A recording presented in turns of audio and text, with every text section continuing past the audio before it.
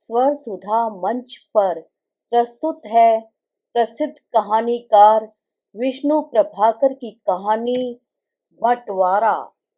नंदा जब से घर में आई है, उसका मन एक गहरे अवसाद से भरा रहता है।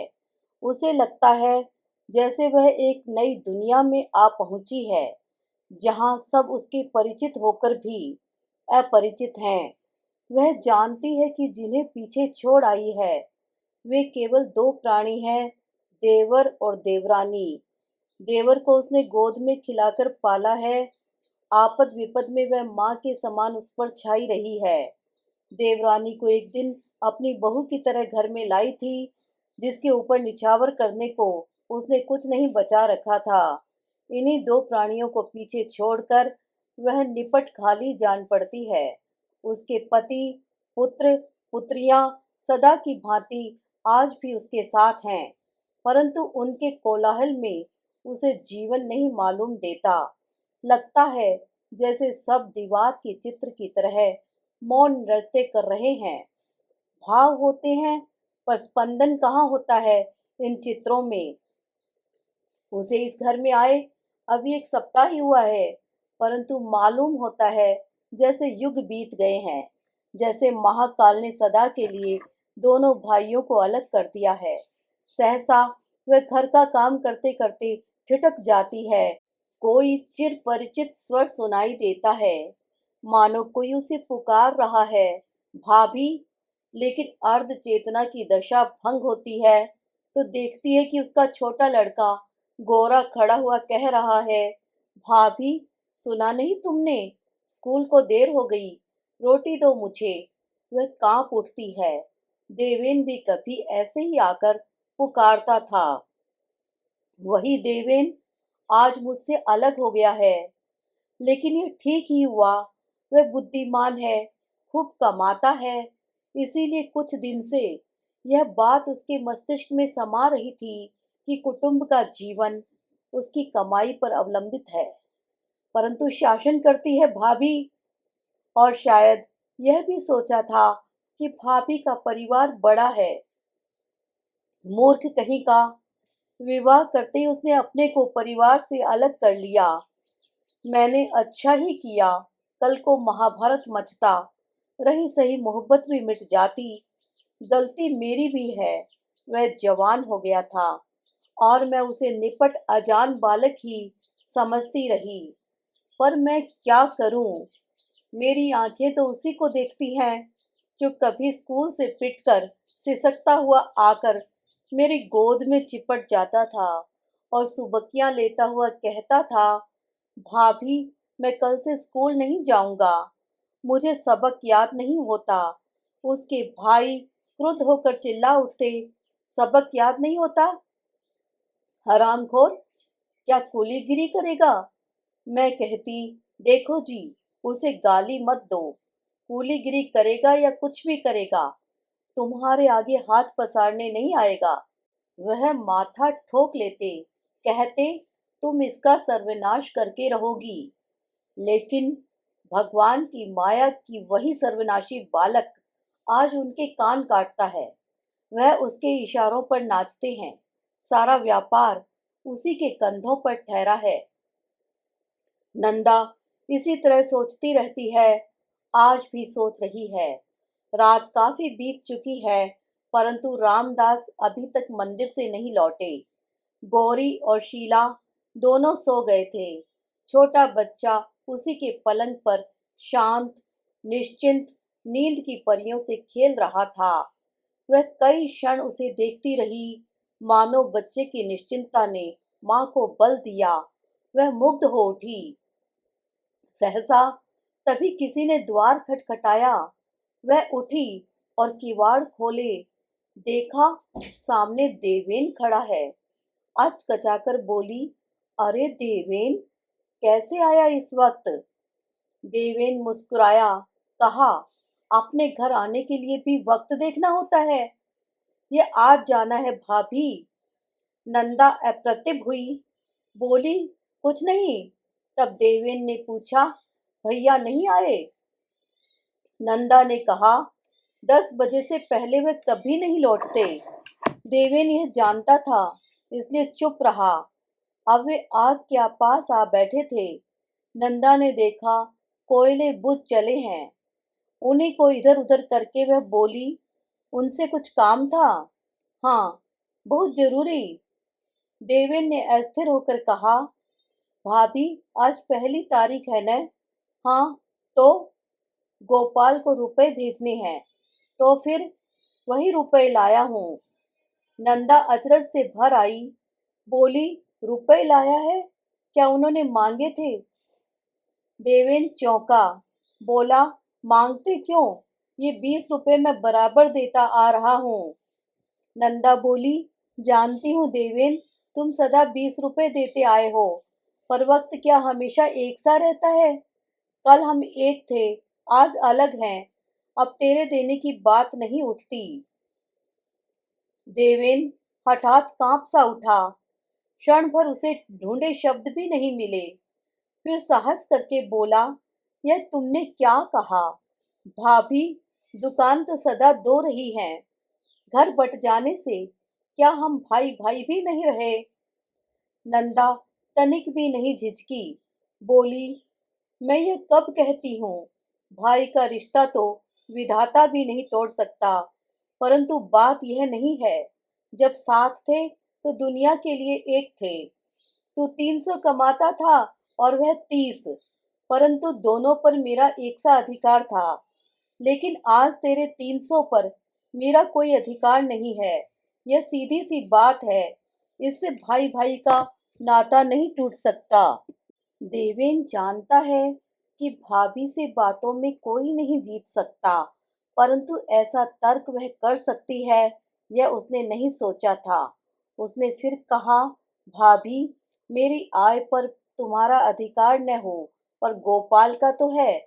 उसका चाचा तो मैं रहूंगा ही। कहते कहते देवेन द्रवित हो आया। नंदा के मर्म को भी इस बात ने छुआ। वह बोली, गोपाल तेरा ही है देवेन, परंतु इससे क्या होता है? उसे पालने का जिम्मा तो हमारा है। हम यदि अपाहिज हों तो तेरे देने की बात पैदा होती है, वरना नहीं। जब बहुत थे तो बहुत खर्च करके अपना सिर ऊंचा रखा। आज कम है तो क्या सिर झुकाना होगा? नहीं देवेन, भाभी के जीते जी ऐसा नहीं होगा। आज तुझसे लेंगे तो कल लौटाने की बात उठेगी। इतनी शक्ति क्या तेरे भैया में है? नहीं। जाने क्या हो, भाई भाई में जो प्यार बचा है, संभव है उसे भी खोना पड़े, तब दुनिया हंसेगी। इसीलिए कहती हूँ देवेन, तू लेने देने की बात मत कर। देवेन व्यापार में पारंगत है, परंतु आज भाभी के सामने उसकी सदा चेतन बुद्धि कुंठित हो चली। और कुछ कह सकने में असमर्थ हो वह बोल उठा, तो जाऊं भाभी? हाँ, अब जाना ही चाहिए। रात बढ़ रही है और घर में बहू अकेली है। देवेन बरबस उठा। उसकी आंखों में सहज ही पानी नहीं आता, पर आज जैसे वे खुलकर रोने को आतुर हो उठी। लेकिन दुख के साथ साथ क्रोध भी उसे कम नहीं आया है। इसीलिए रुलाई रोककर तीखे स्वर में उसने कहा, भाभी, तुम्हारे दरवाजे पर आकर आज मैं पहली बार निराश लौटा हूँ। याद रखना, इस बात को भूलूंगा नहीं। इतना कहकर वह चला गया। भाभी, नंदा हठात चकित सी उस अभेद्य अंधकार में दूर तक उसे देखती रही। फिर जोर से किवाड़ बंद करती हुई बोली, पगला कहीं का, भाभी को कंगाल समझता है? धीरे धीरे बात पुरानी पड़ गई। दुनिया भूल गई कि दीवान घराने के दोनों भाई कभी अलग हुए थे। ऐसा लगा मानो वे दोनों सदा से ऐसे ही रहते आए हैं। काम काज सुख दुख में आना जाना होने लगा। देवेन सदा की भांति कमाने के लिए दिलावर जाता। तब गौरी बहुत दिनों तक चाची के पास जाकर सोता। एक दिन बड़े लड़के गोपाल ने कॉलेज की पढ़ाई समाप्त कर ली। उसे साइंस में विशेष योग्यता का प्रमाण पत्र मिला। उसने माँ को लिख भेजा, मैं डॉक्टरी पढ़ने जाऊंगा। नंदा ने गदगद होकर अपने पति से कहा, सुनते हो, गोपाल डॉक्टरी में जाना चाहता है। रामदास ने सुन लिया। उनका भी मन गदगद हो उठा, परंतु मार्ग को रोककर जो चट्टान उनके सामने पड़ी है वह क्या सरलता से हटाई जा सकती है। इसीलिए कहा, जाने के लिए मैं मना नहीं करता, परंतु पैसे के अभाव में काम कैसे चलेगा। नंदा बोली, रुपए नहीं हैं, यह कहकर क्या लड़के की जिंदगी बिगाड़ी जा सकेगी। पैसे जुटाने के लिए परमात्मा ने बुद्धि सभी को दी है। पुत्र का पक्ष लेकर नंदा ने पति पर जो चोट की, उससे रामदास तनिक भी विचलित नहीं हुए। वह धर्मपरायण व्यक्ति की तरह मान बैठे हैं कि विधाता जो कुछ करते हैं ठीक करते हैं, परंतु नंदा का विधाता पर इतना गहरा विश्वास नहीं है। इसीलिए वह धीमे पड़कर बोली, एक बात मुझे सूझती है। क्या? मेरे पास जो गहने हैं उन्हें बेच दीजिए। उनसे लगभग 2000 रुपये आपको मिल सकते हैं। बाकी आपकी दुकान है, उसे गिरवी रख दो, धीरे धीरे छुड़ा लेंगे। रामदास सहसा चीख उठे। कहा, क्या कहती हो तुम? नंदा समझ गई कि दुकान की बात ने मर्म पर चोट की है। बोली, और रास्ता ही क्या है? रामदास ने उसी तरह दुखी मन से कहा, मैं कुछ नहीं जानता। बाप दादों की जायदाद को छूने का मुझे कोई अधिकार नहीं है। अब नंदा का नारित्व जाग उठा। क्रुद्ध स्वर में बोली, तो लड़के का गला घोंटकर मार डालने का अधिकार तो तुम्हें मिला होगा न, उसी को पूरा कर लो। हाय रे भाग्य, कैसे कुल में जन्म लिया उसने, जहां उसे जीने का हक भी नहीं है। लेकिन क्रोध में इतना कहकर दूसरे ही क्षण उसे अपने ऊपर ग्लानि हो आई। उसने देखा, रामदास बेबस से उसे देखने लगे हैं। उसका मन छटपटा उठा। आखिर वह करे भी क्या? वह गोपाल के पिता हैं। उसका उज्जवल भविष्य उनके बुढ़ापे का एकमात्र अवलंब है, परंतु पैतृक संपत्ति की ममता उसकी समझ में ठीक ठीक नहीं आई। उसने कुछ सोचकर धीरे से कहा, तो एक काम करो। क्या? मैं देवेन को बुलाती हूँ, आप उससे कहना दुकान रखकर मुझे रुपए दे दो। इस प्रकार बाप दादों की जायदाद कुटुंब से बाहर नहीं जाएगी। और फिर उत्तर की प्रतीक्षा किए बिना लड़के को पुकारा, गौरी, ओ गौरी, जा अपने चाचा को बुला ला, कहना भाभी बुला रही है अभी। लेकिन गोरी जाए इससे पहले देवेन आप ही आप उधर आ निकला। बोला, भाभी, सुना है गोपाल डॉक्टरी पढ़ना चाहता है। हाँ भैया, वही बात सोच रहे हैं। बड़ी सुंदर बात है भाभी। भगवान की कृपा से 4 साल के बाद हमारे कुटुंब में भी एक बड़ा आदमी हो जाएगा। भाभी और भैया दोनों गदगद हो आए। भाभी बोली, तेरे मुंह में घी शक्कर देवेन, पर बात रुपए पर आकर अटक गई है, इसीलिए तुझे बुलाने भेज रही थी। देवेन हठात चौंका। मुझसे कुछ काम था? कहो भाभी। नंदा ने रामदास की ओर देखा, मानो कहा, मेरा जो काम था वह मैं कर चुकी, अब आप कहो। रामदास को बेबस बोलना पड़ा। धीरे धीरे अटक अटक कर कहा, देवेन, गोपाल के लिए रुपए चाहिए, इसीलिए तू मेरी दुकान गिरवी रख ले। देवेन ने सुन लिया, सुनकर सन्न सा रह गया। वाणी अवरुद्ध हो उठी। नंदा ने उसे देखा। वह समझ गई कि जिस व्यथा के कारण देवेन सन्न रह गया वह आकस्मिक अधिक है।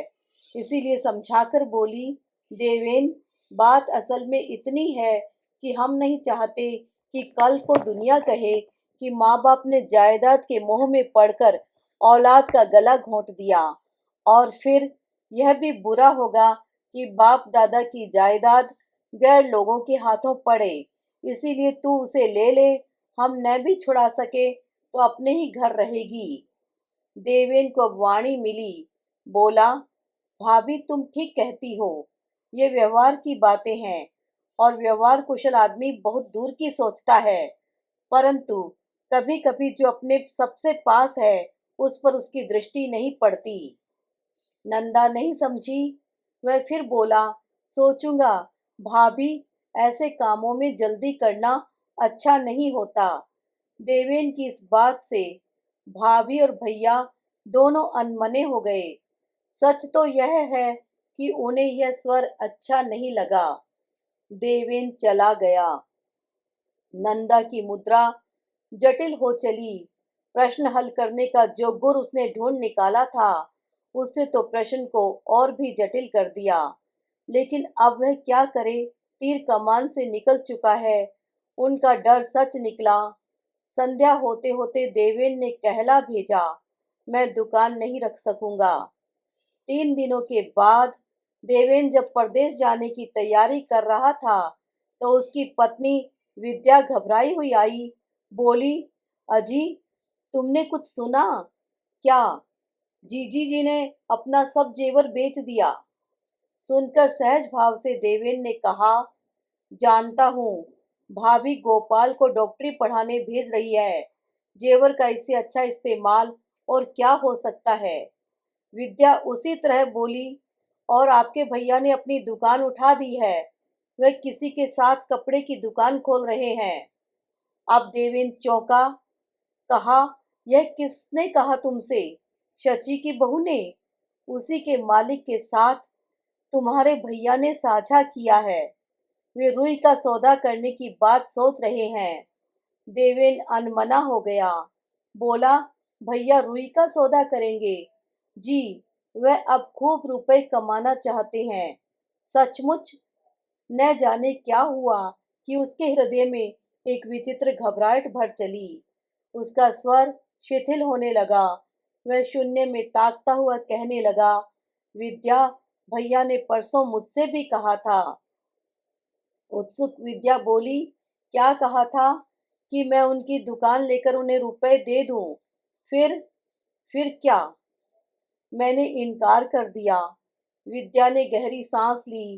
कहा, ठीक तो किया। सगे संबंधियों से लेन देन करना दुश्मनी पैदा करना है। हाँ विद्या, भाभी ने भी एक दिन मुझसे यही बात कही थी।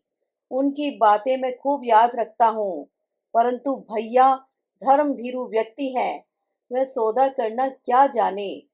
विद्या बोली, औलाद का पालना भी तो धर्म है। गोपाल से जब इतनी आशा है, तो उसके लिए सब कुछ करना होगा। देवेन अब मुस्कुरा उठा। कहने लगा, ठीक है विद्या, आशा सब कुछ करा लेती है। मैं व्यर्थ ही डर गया था। अच्छा, मैं भैया से मिला हूँ। कल सवेरे ही हमें चले जाना है। और देवेन चला गया। तब विद्या का मन न जाने क्यों आप ही आप अंदर से उमड़ने लगा। वह अनमनी सी सामान सहेजने लगी। सोचने लगी, वह उदास है। जीजी का घर बिगड़ रहा है। मैं जा रही हूँ। सब कुछ अजीब है। कहीं कोई तुक नहीं है। न जाने क्या होने वाला है। फिर धीरे धीरे संध्या हो गई। उनका सामान बंध गया। देवेन लौट आया। विद्या ने देखा, उसके हाथ में कागज है। पूछा, यह क्या है? सरलता से देवेन ने कहा, यह भैया की दुकान का कागज है। विद्या जैसे सिहर उठी। बोली, क्या कहते हो? ठीक कहता हूँ विद्या, मैंने भैया की दुकान ले ली है। कहकर उसी तरह उस कागज के टुकड़े करने शुरू कर दिए। विद्या हतबुद्धि बोली, आप क्या कर रहे हैं? आखिर सोचता हूँ कहीं पागल न हो जाऊं, इसलिए उसके कारण को समूल मिटा देना चाहता हूँ। विद्या की समझ में खाक भी नहीं आया। उसी तरह घबराई सी कहने लगी, क्या कहते हैं आप? इतने रुपए क्या यूं ही फेंक दिए जाएंगे? देवेन ने कहा, नहीं विद्या, भाभी को जानता हूँ। उन्हीं की गोद में पलकर तो इतना बड़ा हो सका हूँ। रुपए होंगे तो रोकेंगी नहीं, और जब देने आएंगी तो मैं लौटाऊंगा भी नहीं। ब्याज तक ले लूंगा। व्यवहार की बात है। इसमें नाते रिश्ते बंधन नहीं बन सकेंगे। विद्या बोली, मैं नहीं जानती कि यह सब क्या हो रहा है। देवेन अब हंस पड़ा। बोला, मैं भी नहीं जानता विद्या, कि यह सब क्या हो रहा है। उनसे जाकर जब मैंने कहा कि मैं दुकान लेने को तैयार हूँ, तो सच कहता हूँ, भाभी बोल सकने में एकदम असमर्थ नादान बालक की तरह रो पड़ी। विद्या, आज मैंने जीवन में पहली बार भाभी को रोते देखा। मैं हंसता हूँ, तुम गुस्सा करती हो, करो, पर मैंने आज भाभी को रोते देख ही लिया। कहते कहते देवेन उत्तेजित हो उठा। उसने कागज के छोटे छोटे टुकड़े किए और उन्हें आग में डालकर बोला, सुनो विद्या, रुदन और हास्य का यह दृश्य यहीं समाप्त होता है। प्रार्थना करता हूँ समाप्ति का यह समाचार दुनिया तक न पहुंच सके। आगे उसकी वाणी रुक गई। मार्ग में आंसू अड़ आए थे।